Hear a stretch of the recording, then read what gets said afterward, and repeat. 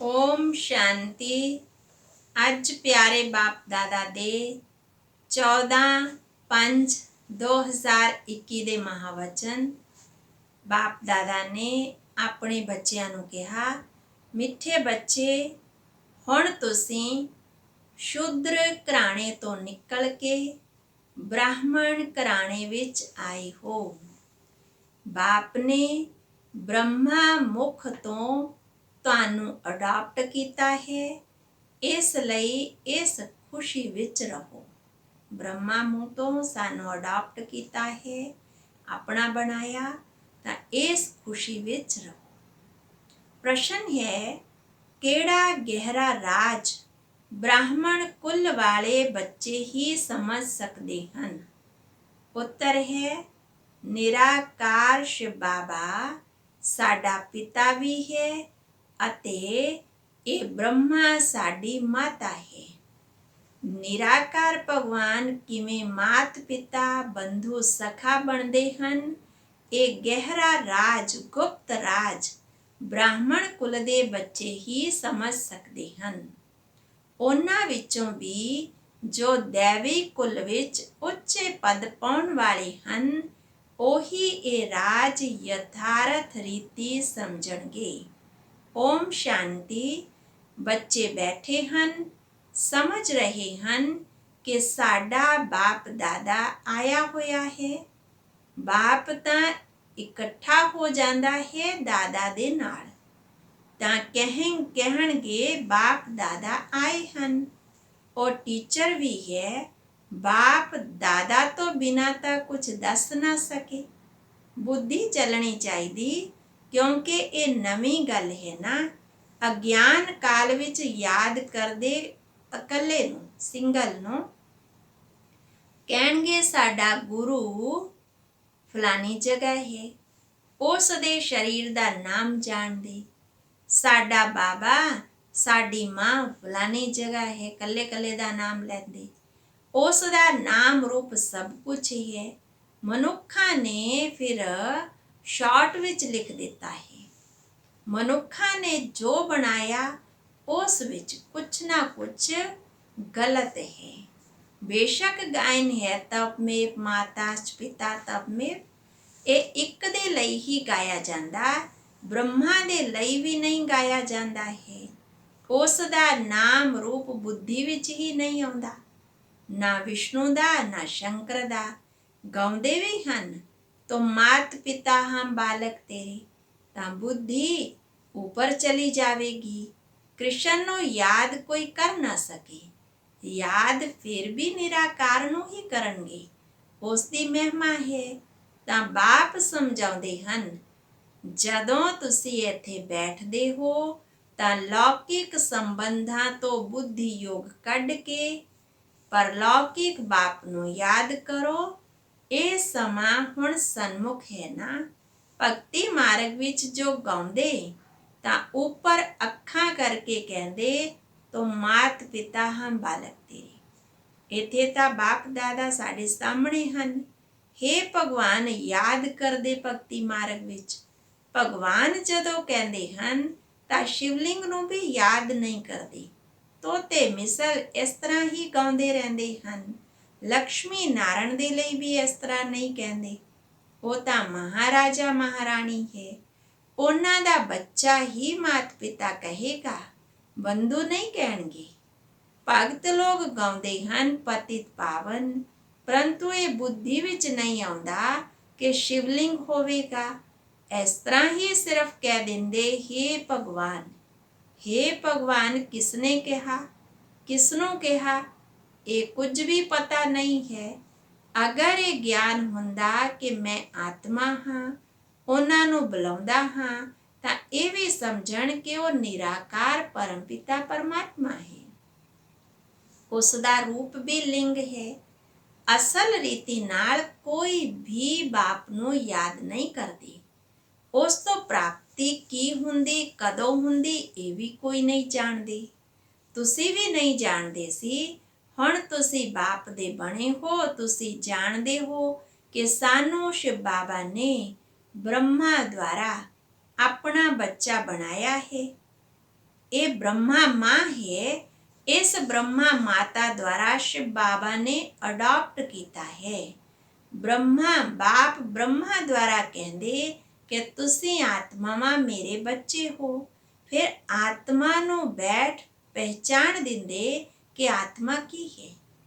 ਕਹਿੰਦੇ ਵੀ ਹਨ ਮੱਥੇ ਦੇ ਵਿੱਚ ਰਹਿੰਦੀ ਹੈ ਆਤਮਾ ਸਟਾਰ ਮਿਸਲ, ਮਾਨਾ ਇੱਕ ਸਿਤਾਰੇ ਦੀ ਤਰ੍ਹਾਂ ਮਸਤਕ ਦੇ ਵਿੱਚ ਚਮਕਦੀ ਹੈ, ਪਿਰਕੁਟੀ ਦੇ ਵਿੱਚ ਚਮਕਦੀ, ਹੋਰ ਕੁਝ ਵੀ ਨਹੀਂ ਜਾਣਦੇ। ਇਹ ਕਹਿ ਨਾ ਸਕਣ ਕਿ ਆਤਮਾ 84 ਜਨਮ ਭੋਗਦੀ ਹੈ। ਆਤਮਾ ਸਰੀਰ ਦੁਆਰਾ ਪਾਰਟ ਵਜਾਉਂਦੀ ਹੈ। ਵੱਖ ਵੱਖ ਨਾਮ ਰੂਪ ਦੇਸ਼ ਕਾਲ ਨਾਲ ਆਤਮਾ ਇੱਕ ਸਰੀਰ ਛੱਡਦੀ ਤਾਂ ਸਾਰਾ ਪਰਿਵਾਰ ਹੀ ਬਦਲ ਜਾਂਦਾ ਹੈ। ਕੋਈ ਅਡਾਪਟ ਕਰਦੇ ਤਾਂ ਪਰਿਵਾਰ ਬਦਲ ਜਾਂਦਾ ਨਾ। ਮਾਤ ਪਿਤਾ ਜਿਸ ਤੋਂ ਜਨਮ ਲਿਆ ਉਸ ਨੂੰ ਵੀ ਜਾਣਦੇ, ਫਿਰ ਜੋ ਅਡਾਪਟ ਕਰਦੇ ਉਹਨਾਂ ਦੇ ਘਰ ਦਾ ਬਣ ਜਾਂਦੇ। ਇੱਥੇ ਤੁਸੀਂ ਵੀ ਸ਼ੂਦਰ ਘਰਾਣੇ ਤੋਂ ਨਿਕਲ ਕੇ ਹੁਣ ਬ੍ਰਾਹਮਣ ਘਰਾਣੇ ਵਿੱਚ ਆਏ ਹੋ। ਬ੍ਰਹਮਾ ਤਨ ਨਾਲ ਤੁਹਾਨੂੰ ਅਡਾਪਟ ਕੀਤਾ ਹੈ। ਤੁਸੀਂ ਬ੍ਰਾਹਮਣ ਕੁਲ ਵਿੱਚ ਆ ਗਏ। ਹੁਣ ਤੁਸੀਂ ਬੱਚੇ ਜਾਣਦੇ ਹੋ ਕਿ ਅਸੀਂ ਪਰਮ ਪਿਤਾ ਪਰਮਾਤਮਾ ਦੀ ਸੰਤਾਨ ਬਣੇ ਹਾਂ। ਇਹ ਹੋ ਗਈ ਮਾਂ। ਬ੍ਰਹਮਾ ਬਾਬਾ ਸਾਡੀ ਮਾਂ। ਬ੍ਰਹਮਾ ਨੂੰ ਪ੍ਰਜਾਪਿਤਾ ਵੀ ਕਹਿੰਦੇ। ਇਸ ਦੁਆਰਾ ਤੁਹਾਨੂੰ ਬੱਚਿਆਂ ਨੂੰ ਅਡਾਪਟ ਕਰਦਾ ਹਾਂ। ਤਾਂ ਇਹ ਕਿੰਨੀਆਂ ਗਹਿਰੀਆਂ ਗੁਪਤ ਗੱਲਾਂ ਹਨ। ਸਿਵਾਏ ਸਨਮੁਖ ਦੇ ਕੋਈ ਸਮਝ ਨਹੀਂ ਸਕਦੇ। ਸਮਝਣਗੇ ਵੀ ਉਹੀ ਜੋ ਬ੍ਰਾਹਮਣ ਕੁਲ ਦੇ ਹੋਣਗੇ, ਦੇਵੀ ਕੁਲ ਵਿੱਚ ਉੱਚਾ ਪਦ ਪਾਉਣ ਵਾਲੇ ਹੋਣਗੇ। ਅੱਛਾ, ਅੱਗੇ ਬਾਬਾ ਦੱਸ ਰਹੇ ਕਿ ਇਹ ਬੇਹੱਦ ਦਾ ਬਾਪ ਬੇਹੱਦ ਦਾ ਵਰਸਾ ਦਿੰਦੇ ਹਨ। ਵਰਸਾ ਦਿੱਤਾ ਸੀ, ਫਿਰ ਪੁਨਰ ਜਨਮ ਲੈਂਦੇ ਲੈਂਦੇ 84 ਜਨਮ ਪੂਰੇ ਹੋਏ। ਹੁਣ ਬਾਪ ਫਿਰ ਤੋਂ ਵਰਸਾ ਦੇਣ ਲਈ ਆਏ ਹਨ। ਤੁਸੀਂ ਮਾਤ ਪਿਤਾ ਕਿਸ ਨੂੰ ਕਹਿੰਦੇ, ਇਹ ਵੀ ਤਾਂ ਵਿਚਾਰ ਦੀ ਗੱਲ ਹੈ ਨਾ। ਬਾਬਾ ਕਹਿੰਦੇ ਬ੍ਰਹਮਾ ਦੁਆਰਾ ਅਡਾਪਟ ਕਰਦੇ ਤਾਂ ਫਿਰ ਮਾਂ ਵੀ ਜ਼ਰੂਰ ਚਾਹੀਦੀ ਹੈ। ਮਨਾ ਸੰਭਾਲ ਕਰਨ ਦੇ ਲਈ ਫਿਰ ਮੰਮਾ ਨੂੰ ਬਾਬਾ ਨੇ ਰੱਖਿਆ ਜੋ ਅਨੰਨਿਆ ਬੱਚੀ ਹੈ। ਡਰਾਮਾ ਪਲਾਨ ਅਨੁਸਾਰ ਉਸ ਨੂੰ ਜਗਤ ਅੰਬਾ ਦਾ ਟਾਈਟਲ ਦਿੱਤਾ ਜਾਂਦਾ ਹੈ। ਮੇਲ ਨੂੰ ਜਗਤ ਅੰਬਾ ਨਹੀਂ ਕਹਿ ਸਕਦੇ, ਉਸ ਨੂੰ ਜਗਤ ਪਿਤਾ ਕਹਾਂਗੇ। ਇਸ ਦਾ ਪ੍ਰਜਾਪਿਤਾ ਨਾਮ ਮਸ਼ਹੂਰ ਹੈ। ਜਗਤ ਅੰਬਾ ਤਾਂ ਇੱਕੋ ਹੀ ਹੈ।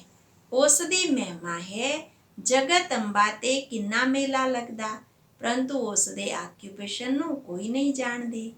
ਕਲਕੱਤੇ ਵਿੱਚ ਕਾਲੀ ਦਾ ਮੰਦਿਰ ਹੈ। ਬੰਬੇ ਵਿੱਚ ਵੀ ਜਗਤ ਅੰਬਾ ਦਾ ਮੰਦਿਰ ਹੈ। ਸ਼ਕਲ ਅਲੱਗ-ਅਲੱਗ ਹੈ। ਜਗਤ ਅੰਬਾ ਹੈ ਕੌਣ ਇਹ ਕੋਈ ਨਹੀਂ ਜਾਣਦੇ। ਉਸ ਨੂੰ ਭਗਵਤੀ ਕਹਿੰਦੇ ਹਨ। ਹੁਣ ਜਗਤ ਅੰਬਾ ਨੂੰ ਭਗਵਤੀ ਨਹੀਂ ਕਹਿ ਸਕਦੇ, ਉਹ ਤਾਂ ਬ੍ਰਾਹਮਣੀ ਹੈ। ਗਿਆਨ ਗਣੇਸ਼ਵਰੀ ਹੈ। ਸੰਗਮ ਯੁੱਗ ਦੀ ਗੱਲ ਬਾਬਾ ਕਹਿ ਰਹੇ। ਉਸ ਨੂੰ ਬਾਪ ਤੋਂ ਗਿਆਨ ਮਿਲਿਆ। ਤੁਸੀਂ ਸਾਰੇ ਜਗਤ ਅੰਬਾ ਦੇ ਬੱਚੇ ਹੋ। ਗਿਆਨ ਸੁਣ ਕੇ ਫਿਰ ਸੁਣਾਉਂਦੇ ਹੋ। ਤੁਹਾਡਾ ਧੰਦਾ ਹੀ ਇਹ ਹੈ। ਤੁਹਾਨੂੰ ਈਸ਼ਵਰ ਪੜ੍ਹਾਉਂਦੇ ਹਨ। ਇਹ ਕੋਈ ਮਨੁੱਖ ਨਹੀਂ ਪੜ੍ਹਾਉਂਦੇ। ਮਨੁੱਖ ਕੋਈ ਨੂੰ ਪਾਵਨ ਨਹੀਂ ਕਰ ਸਕਦੇ। ਮਨੁੱਖਾਂ ਦੀ ਬੁੱਧੀ ਇੰਨੀ ਡਲ ਹੋ ਗਈ ਜੋ ਕੁਝ ਸਮਝਦੇ ਵੀ ਨਹੀਂ। ਪਤਿਤ ਪਾਵਨ ਤਾਂ ਇੱਕ ਹੀ ਬਾਪ ਹੈ। ਹੁਣ ਤੁਸੀਂ ਜਾਣਦੇ ਹੋ ਕਿ ਅਸੀਂ ਬ੍ਰਾਹਮਣ ਬਣੇ ਹਾਂ।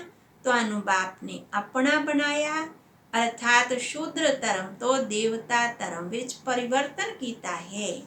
ਹੁਣ ਸੂਰਯਵੰਸ਼ੀ ਚੰਦਰਵੰਸ਼ੀ ਤਾਂ ਹੈ ਨਹੀਂ। ਨਾ ਲక్ష్ਮੀ ਨਾਰਾਇਣ ਦਾ ਰਾਜ ਹੈ, ਨਾ ਰਾਮ ਰਾਜ ਹੈ। ਹੁਣ ਹੈ ਕਲਯੁਗ ਦਾ ਅੰਤ। ਕਲਯੁਗ ਤੋਂ ਬਾਅਦ ਫਿਰ ਜ਼ਰੂਰ ਸਤਯੁਗ ਹੋਵੇਗਾ। ਬਹੁਤ ਸਮਝਦਾਰ ਤਾਂ ਜਾ ਕੇ ਰਾਜਾ ਰਾਣੀ ਬਣਨਗੇ ਨਾ।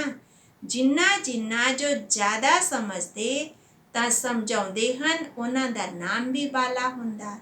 ਪ੍ਰਦਰਸ਼ਨੀ ਹੁੰਦੀ ਹੈ ਤਾਂ ਲਿਖਦੇ ਹਨ। ਅਗਲੀ ਪੁਆਇੰਟ ਬਾਬਾ ਦੱਸ ਰਹੇ ਕਿ ਬਾਬਾ ਫਲਾਨੀ ਨੂੰ ਭੇਜ ਦਵੋ, ਤਾਂ ਬਾਬਾ ਕਹਿੰਦੇ ਕਿ ਤੁਸੀਂ ਨਹੀਂ ਸਮਝਾ ਸਕਦੇ ਹੋ। ਬਾਬਾ ਉਹਨਾਂ ਦੀ ਅਭਿਆਸ ਜ਼ਿਆਦਾ ਹੈ, ਅਸੀਂ ਥੋੜੇ ਕੱਚੇ ਹਾਂ। ਬਾਬਾ ਖੁਦ ਵੀ ਕਹਿੰਦੇ ਕਿ ਕਿਤੇ ਵੀ ਨਿਮੰਤਰਣ ਮਿਲਦਾ ਤਾਂ ਲਿਖ ਕੇ ਭੇਜੋ। ਕੌਣ ਕੌਣ ਹਨ, ਤਾਂ ਅਸੀਂ ਦੇਖਾਂਗੇ ਕਿ ਕਿਸ ਕਿਸ ਨੂੰ ਭੇਜਣਾ ਚਾਹੀਦਾ ਹੈ, ਕਿਉਂਕਿ ਜਿਸ ਤਰ੍ਹਾਂ ਦਾ ਵਿਅਕਤੀ ਸਮਝਾਉਣ ਵਾਲਾ ਵੀ ਅਨੁਭਵੀ ਚਾਹੀਦਾ ਹੈ। ਸੰਨਿਆਸੀ ਵੀ ਉਸ ਨਿਮੰਤਰਣ ਤੇ ਹਨ ਕਿ ਬਾਬਾ ਪੁੱਛ ਰਹੇ, ਫਿਰ ਬਹੁਤ ਅੱਛੀ ਬ੍ਰਹਮਾ ਕੁਮਾਰੀ ਨੂੰ ਭੇਜਣਾ ਹੋਵੇਗਾ।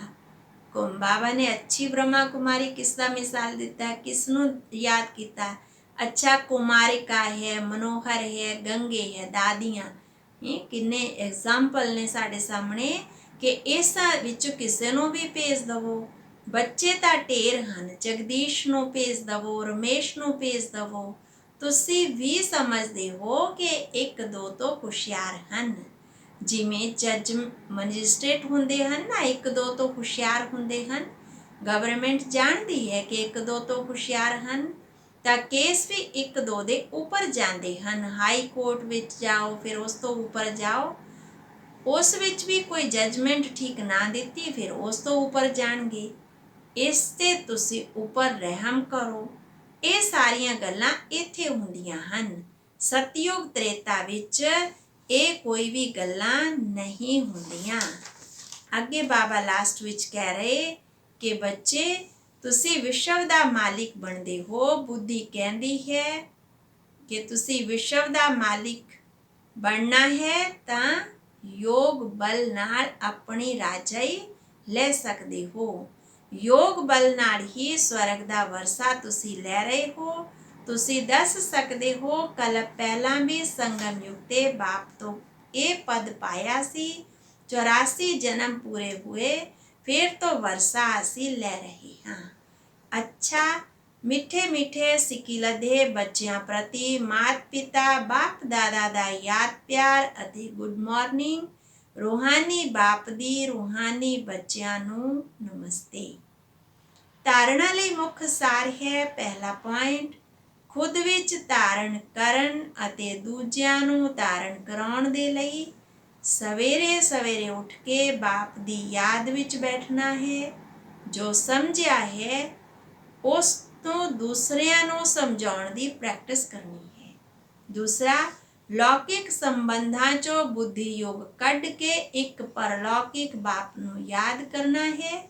ਬਾਪ ਤੋਂ ਜੋ ਗਿਆਨ ਮਿਲਿਆ ਹੈ ਉਹ ਸੁਣ ਕੇ ਸਭ ਨੂੰ ਸੁਣਾਉਣਾ ਹੈ। ਇਹ ਤੁਹਾਡਾ ਧੰਦਾ ਹੈ। ਵਰਦਾਨ, ਆਪਣੀ ਸੰਪੂਰਨ ਸਟੇਜ ਦੁਆਰਾ ਸਰਵ ਪ੍ਰਕਾਰ ਦੀ ਅਧੀਨਤਾ ਸਮਾਪਤ ਕਰਨ ਵਾਲੇ ਪ੍ਰਕਿਰਤੀ ਜੀਤ ਭਵ।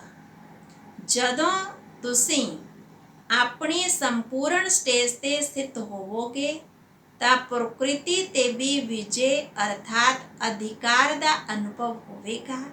ਸੰਪੂਰਨ ਸਟੇਜ ਵਿੱਚ ਕਿਸੇ ਵੀ ਪ੍ਰਕਾਰ ਦੀ ਅਧੀਨਤਾ ਨਹੀਂ ਰਹਿੰਦੀ, ਪਰੰਤੂ ਇਸ ਤਰ੍ਹਾਂ ਦੀ ਸੰਪੂਰਨ ਸਟੇਜ ਬਣਾਉਣ ਦੇ ਲਈ 3 ਗੱਲਾਂ ਨਾਲ ਨਾਲ ਚਾਹੀਦੀਆਂ ਹਨ।